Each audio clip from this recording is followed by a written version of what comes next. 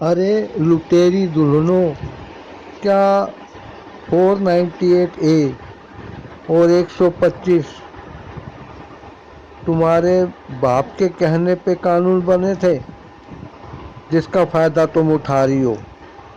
جو پریوار تم کو بینڈ باجے کے ساتھ ایک مصیبت کے روپ میں گھر لے گیا، اسی کے ساتھ تم بدلہ لینے کی بھاونا سے کام کرتی ہو۔ تمہاری شادی کرنے کا مقصد یہی ہے کہ تم لوگوں کے گھر میں جاؤ اور پھر اپنا چوڑا اترتے اترتے نہ اترتے تم اپنے ماں کے سکھائے ہوئے ٹیکٹکس پر عمل کرنے لگو، اور اپنی ساس پہ جو کہ تمہیں بیٹی کی طرح چاہتی ہے، جس نے بیٹے کے چھوٹے ہوتے ہوئے اپنی بیٹے کی بہو کے بارے میں سپنے سنجوئے ہوتے ہیں، اور تمہیں دیکھ کے وہ نہال ہوتی ہے۔ تمہارے پتی کی بہن، تمہارا سسر، سب تمہیں دیکھ کے پھولے نہیں سماتے ہیں۔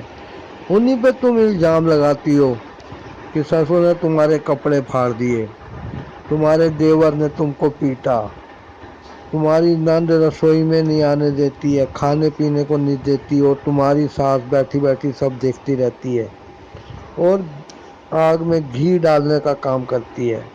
تمہارا پتی اپنے پینٹ کی بیلٹ کھول کے تمہیں مارتا ہے، تمہیں پڑتالی کرتا ہے، اور گرہ ہنسا کا تم شادی کے دوسرے دن سے ہی تمہاری پٹائی ہونے لگی گھر میں۔ گھر کے سارے سدسیہ اکیلے اور مل کر تمہیں پیٹتے تھے۔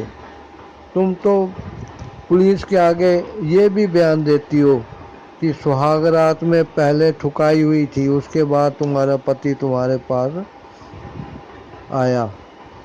کتنی چھلاوا بھری زندگی ہے تمہاری!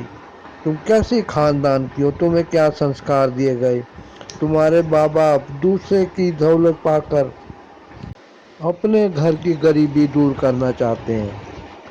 تمہارا باپ نٹھلہ، کسی کام کا نہیں، مزدوری دہاڑی کر کے کمانے والا، اور اتنے بڑے گھر سے تمہارا رشتہ آیا، اور جو وہ لڑکا ہے اس کا سماج میں کیا سٹیٹس ہے، یہی دیکھ کر تو تم نے رشتے کے لیے ہاں کی تھی۔ تم بار بار ان کے آگے گڑ گڑاتے تھے، تمہارے ماں باپ گڑ گڑاتے تھے کہ ہماری لڑکی بہت شریف ہے، گھر کا پورا کام سنبھالے گی، گھریلو ہے۔ ارے لٹیری دلہن، میں آتا رہوں گا، ویڈیو بناتا رہوں گا جب تک کہ پروش آیوگ کا گٹھن نہ ہو جائے، جس کی سخت ضرورت ہے۔